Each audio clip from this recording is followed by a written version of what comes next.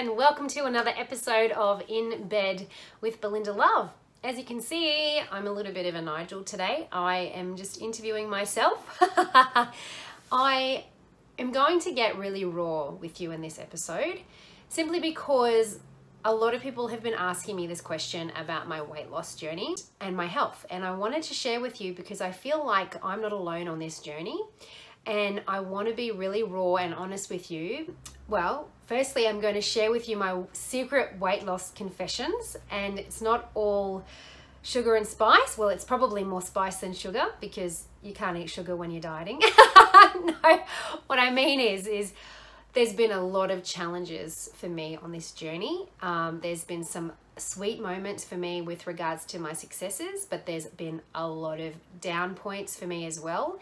Things that I've hidden from the public, things that I haven't shared because I felt like it would reflect on me poorly. But having said that, I feel like I go through a lot of things in order to share with you. So firstly, I lost 22 kilos. It took me 16 years to do that. It wasn't like just one day I woke up and I put on weight after eating a lot. It has been a struggle all my life. I was bullied in school. Even primary school, at the age of 12, I remember standing on the scales and weighing 60 kilos. At 12 years old, I don't remember how tall I was, but probably 4 foot nothing. And looking at those scales and thinking, wow, this is horrible. And then the taunting, the mocking, Belinda, fatty, boom, batty, boom, bada, like that was... And then Belinda the Cow, the book came out while I was growing up, and that became another thing that I got called in primary school. So I was mocked a lot, bullied a lot. I was outcast because of my weight. And the strange thing is I always felt beautiful. I never really understood why people outcasted me because I was lovely. I treated them with kindness. I was funny, a little bit quirky, never mean or hurtful. And I just couldn't understand why people judged me on my physicality. So it was a tough journey. And my mum, it wasn't because my mum fed me all the wrong foods. My mum would take me to dietitians, naturopaths, doctors to try and find out what was going wrong, and we could never uncover why. Then at puberty, when I hit puberty, I think that was about 16, I went on the pill because obviously at that age you start to become sexually active, but it wasn't for that reason. I went on the pill because I would have, and sorry gentlemen, if you're listening, I would have horrific periods. I would vomit, I would pass out, I would have a period for 3 weeks straight, then I'd have a week's break, and then I would have another period for 3 more weeks, and then it was just relentless. So the doctors put me on the pill to level out my hormones, and it did level out my hormones. It reduced the pain, subsided the length of period that I would have, and it became more frequent and regular. So because there was so many positive and benefits to the pill, I didn't really question it. So what happened after I left school was I would go to gym, I would train all the time, I went to Weight Watchers, Jenny Craig, Light and Easy, Tony Ferguson, I would do paleo, gluten-free, dairy-free, sugar-free, I would train 5 times a week, and if I literally skipped one session at the gym, I would put on weight. And it was just relentless. I hated the fact that I couldn't fit into clothes. I always felt beautiful, as I said, but I hated that I couldn't wear beautiful clothes. I felt sexy, but felt uncomfortable, essentially, and probably a little bit unhealthy because nothing would work. I tried everything, and if you can relate, please comment in the box because I want you to know that you're not alone. And what I'm about to share with you is really raw, okay? So the way in which I finally lost the weight, I dropped 22 kilos, was, regardless of the fact that I did go to nutritionists, dietitians, naturopath, doctors, they all put me on the wrong path until I met one person who was my personal trainer, and he did a pinch test and he said, Belinda, you have too much estrogen in your body. And I was at wit's end with this. It was my tipping point. I was in tears, and he said, you've got too much estrogen, you need to go to this naturopath. And I was like, oh, just another naturopath. Okay. All right, I will listen to you. I've listened to everybody else. I will listen to you. So I went to this naturopath. And he was phenomenal. So basically he uncovered for me that the pill had ruined my liver. Like, this is my explanation for it. I know what I'm about to say is quite controversial, because I've had a lot of people rebut what I've said, and your body detoxifies on its own, and you shouldn't need to detox, that the pill shouldn't cause issues with regards to your hormones, blah, blah, blah, blah. All of that stuff. I'm not discrediting that. I'm sharing my journey and what helped me and how I lost the 22 kilos. So what happened was, he said that we need to bring you off the pill. Now, I'm not recommending you do that without talking to a physician or somebody of knowledge. I am just sharing again what my journey was. We've got to get you off the pill, because the pill is producing a synthetic estrogen, which is not flushing through your liver. It's being stored in your fat cells. So when your liver doesn't flush toxins out of your body, and this is how I've been educated, what it does is it puts the toxins in the safest place in your body available. They are fat cells. So the toxins get stored in your fat cells expand to accommodate for those toxins, and they just sit there. So you can go to the gym as often as you like, you can eat properly, train hard, and if you're inflamed or highly toxic, your body will not flush the fat cells, because your body's bloody smart. Your body is so smart that it will keep the fat cells in there as a place to store the toxins. So for me, I would lose 5 kilos and plateau on that weight forever, until like 3 months, 6 months, until I'm like, oh my God, it's not working. I'm trying so hard, and get frustrated at myself. So I'd go and binge eat myself silly. Chocolate and ice cream, and then I would feel guilty the next day, and then I would go straight back to the gym and train hard and eat properly, to the point where, what was I saying? I went off track then. Oh, so the fat cells, I would plateau. So I plateaued for so long, and then I would go back up to that weight I was, because I would eat more food and I'd put on weight because my body would inflame, because I was in survival mode as well, because I was eating under the calories, which I'll go into a little bit more detail soon. And I was 81 kilos. I was 81 kilos. When I went on the show on The Bachelor, I got down to 57 kilos, and now I'm plateauing at 64. So I've been plateauing at 64 for probably 6 months now. When I got off the show, I went up to 70 kilos and then lost it. I lost it through doing things which I'm going to share with you now. And I have found out a lot of things. So going back to that naturopath, we did a detox. We cleansed my liver. I come off the pill. He supported my journey on that. I came off the pill. He supported me having more regular periods.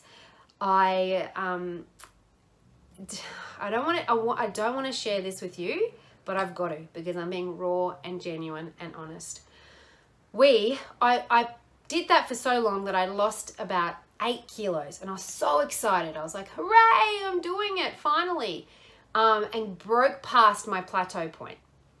So I think, remember how I said I would go to 75, 81, 75, 81s forever. And then when I hit 75, I actually dropped past 75 and I got to about 72. And I was like, oh my gosh, I finally hit this. I finally kicked through my plateau point. To the point where then I plateaued again. And I plateaued for so long, it was deflating. It was horrible. It was frustrating. So I followed his advice and it worked for me. So and I'm going to share with you what it was. I've had a lot of people say to me that I should never have done that. But I will rebut and say that if I hadn't have done that, I would never have achieved my goal. It might not have been orthodox or the right way about it. But when you are 16 years of age, up to the age, I was 29 actually, where I finally started getting the results that I wanted, you will do anything, I think, to achieve this goal. and it was supported. So please don't go out and do this. This was highly monitored. I had a professional looking after me and taking care of me. And I'm not suggesting you go and do this. Again, I'm sharing my journey. So I then was recommended to do HCG. I don't know what it stands for, but it's a hormonal diet. So what it actually means or entails is you take 6 drops of 2 different types of hormone drops, and then you have 500 calories a day for 8 weeks. So what I was eating was an apple, handful of salad and chicken, an orange, like 3 sprigs of asparagus, 2 cloves of cauliflower, if that's what you call it, and like 100 grams of steak or mince, and chicken for lunch, chicken and salad. So that was what I was eating every day for 8 weeks. I did not sway. I did not taste 1 ounce of anything outside of that for 8 weeks. I did it over Christmas as well. And for the first time in my life, I looked in that mirror and I fit into a size 8. I was a size 16 to 18 for most of my life. And a 14. So it'd fluctuate between 14 to 16 to 18. I never would admit that to anybody, but there were times when I'd have to buy clothes that were a size 18. Not that there's anything wrong with sizes, but it was just so hard to have all of these different clothing sizes in your cupboard, and one day you think, yes, I can wear this outfit that you've finally been striving to get into, that's a 14, and then you try to put it on and you're like, oh my gosh, I've only been able to wear this once, and now I have to go back up to another size. So it was so frustrating to fluctuate so much all the time. So when I finally hit that goal, my mind, okay, so this is my discovery, and I've only just discovered this in the last couple of weeks. It's hard for me to share. Okay, so because I lost all of that weight, and it was the only way that I was able to achieve it, I'm not saying it's the right way, I'm saying it was the only way I was able to achieve it, I decided on a subconscious level that I had to eat less calories in order to lose or maintain weight. The minute I increase my calories is when I store fat and I put on weight, or I inflame. And that was my subconscious belief. So that was when, I guess, my eating disorder essentially started, which is what I refer to it as. I don't know how else you'd refer to it as, or my eating beliefs, I'm not sure. So I didn't realize I had started to believe this, and because of that, I then started to reduce my calories, increase my exercise, and work really, really hard. And then as soon as I would go out for one night of eating food or have a treat, just like I'm literally just saying an ice cream or something, my body would go poof, straight back out again, and it would be there for 3 weeks. I would get cranky, and I eat because I'm unhappy, and I'm unhappy because I eat. It's a vicious cycle. That was me being fat bastard from Austin Powers. But it is a bloody vicious cycle, because the minute I would put on weight, I'd go, oh, I can't even eat a bloody ice cream. I'd walk past the bloody cake shop and I put on weight, which is true. That's how it was for me, and I'm sure there's people out there feeling the same way. So I would then go, starve. This is how you lose weight, starve. So then I would starve, and by starve I mean I would have probably 500 to 800 calories a day, counting them all the time, you know, going, oh, I can't, oh, can I eat this? Oh, just always thinking and stressing about food, exercising so much, and then I'd lose the weight, and then I would be petrified to increase it again, because I would go, as I said, poof, like a marshmallow again. So I felt exhausted, stressed out, because I'm always thinking, When you're stressed out as well, it releases a cortisol, the hormone, which then cortisol is the fat storing weight. And if your hormones are releasing that, then it's impossible for you to lose weight. And not only that, because I was in what they call starvation mode, as soon as I would eat food, the body goes, food, store it, she's going to starve herself again, store it, because we never know when we're going to get food. So then you inflame. So, excuse me, I got something on my lip. So I would inflame, and I never knew this, and I'm banging my head, banging. What is going on? So,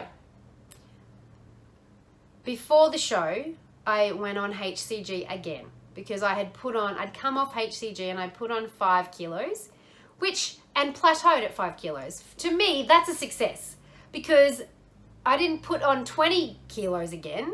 I put on only 5. So for me, yay, it's a success, but no, it's not where I want to be. So I did HCG again before I went on the show and lost the weight, and came off the show and went through an emotional turmoil. I would, and not because I felt rejected on the show, but because I couldn't do my business. I signed a contract which meant I couldn't go on social media. I couldn't do any selling of my coaching. I couldn't do anything. So essentially my purpose was gone, and I was in limbo waiting for the show to air so I could share my story.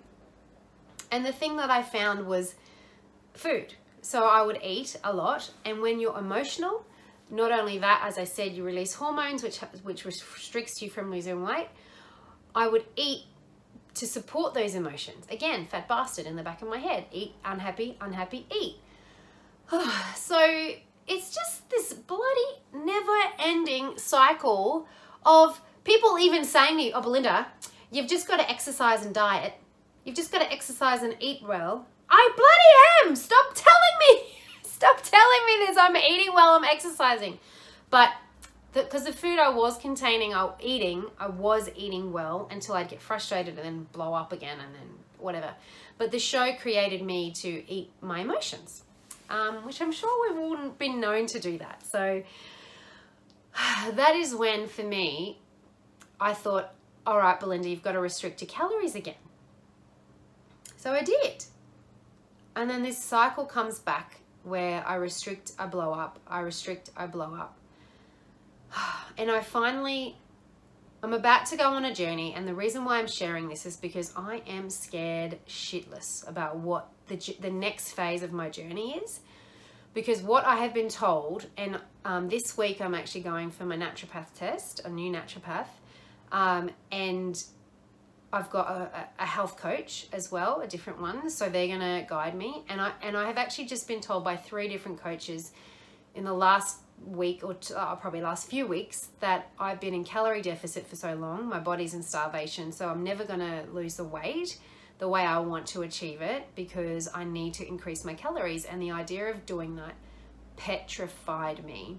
And it wasn't like I was starving myself. I was eating, but I'm not eating enough, because I don't want to put on weight. It took me so long to lose the weight. It took me 16 years, probably longer, to lose that weight. It might not have been orthodox. It might not have been exactly the way I should do it, but I did it. And to hear someone say, and the exact words were, you need to increase your calories, which means you may put on 5 to 7 kilos, and it may take you 9 to 12 months to get back to where you were. So to hear somebody say that, not just one somebody, but 3 somebodies say that to me is petrifying, because I don't want to put that weight back on again. But what I need to do is that if I cannot live on decreased calories or restricted calories for the rest of my life, I can't calorie count every single thing that I do. I can't not go to a party because I feel like if I eat something, I'm going to put on weight. I have to have a life. So I'm going to share with you my journey over the next 12 months. I'm going to vlog and let you know what I'm feeling and what's happening. And it's going to be real and raw, because I know that there are people out there feeling like me. It might be the other way around. I don't know. But either way, this is all about emotional mindset, stepping forth and doing something that challenges you, embracing it despite your fears, and also, I guess, keeping the faith along that journey. Because if I'm sharing with someone, if I'm sharing with you, and you're feeling like this, then hopefully I can support you on your journey as well. Everything that I share is my journey, so please seek your own medical opinions. Don't stop researching you, because not every piece of information is right out there. You need to keep moving and keep looking and searching until you find the answer. And be honest with yourself. You really need to be honest with yourself. If you're feeling unhappy or unhealthy, you have to choose. It's hard to be unhealthy and unhappy, and it's hard to be healthy and happy, because it takes effort for both. It takes emotional effort and emotional eating to be unhappy and unhealthy, and it takes emotional mindset and physical exercise and eating right to be happy and healthy. So which hard are you going to choose? If you want to be on this journey with me, please comment, let me know, send me an inbox. I'll put all my links to where you can find me. And I would like to be on this journey as well with you. That is my secret weight loss confession. I will be putting on weight, okay? Those who mind don't matter, and those who matter don't mind. If you only follow me and love me because of how I look, then you don't need to be on my journey. If you follow and love me because of my advice and what I share, then please be on my journey. I am scared shitless, guys. I'm about to put on weight. I'm gonna do it the right way. I wanna be healthy for life, not just for a short-term period, not just for a TV show, not just for a dress, forever. And this is what it's going to take. Thank you so much for tuning in and listening to this today. Yeah, this is me, In Bed with Belinda Love, the raw confessions of my weight loss journey. Sending you love through the interwebs, and I will see you soon.